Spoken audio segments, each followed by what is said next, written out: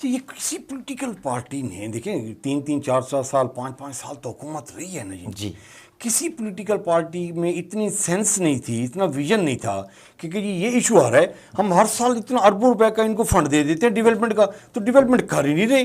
तो वो पैसा कहाँ जा रहा है? लोग गरीब तो बेचारे, देखें ना, इमारत की फैसिलिटीज़ नहीं है, वहाँ मेजर पानी नहीं है, वहाँ उनके स्कूलिंग नहीं है, उनकी ये 3 इशूज़ तो बेच सके ना जी।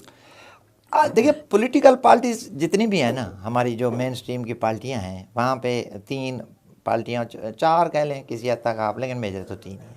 नून लीग और पीपीपी, और दूसरा एक बहुत बड़ा एलिमेंट वहाँ पे हमारी मजहबी जमातें हैं, जिसमें जमीयत ही सबसे ज़्यादा उसका असर मौलाना साहब का, ठीक है ना। अब यही तो लोग हैं जो कर रहे होते हैं और यही जमातों में शामिल हैं, तो कौन इनको रोके?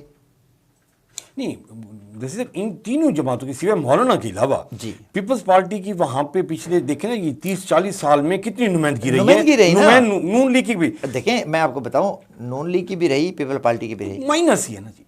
किसकी?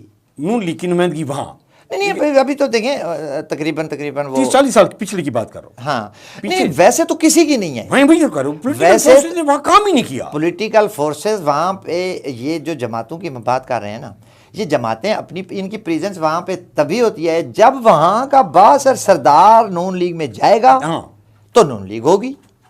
वहां का सरदार नून से हट के वो जमीयत में चला जाता है तो जमीयत होगी, वो पीपल पार्टी में चला जाता है तो पीपल पार्टी होगी।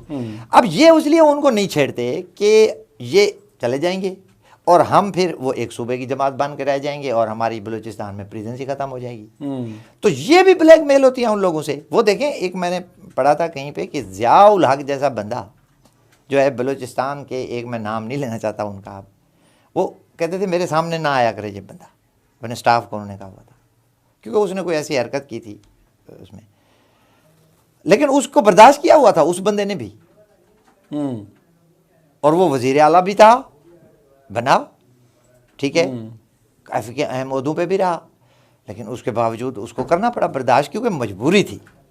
अब ये एक ऐसा ही मजबूरी बन चुकी है सब की कि कोई भी इसमें से जो असल इशू है उसको ना देखना चाहता है, ना हल करना चाहता है, ना करता है, और वो सारा मलबा आ पड़ता है फिर एजेंसियों के ऊपर या एस्टेब्लिशमेंट के ऊपर।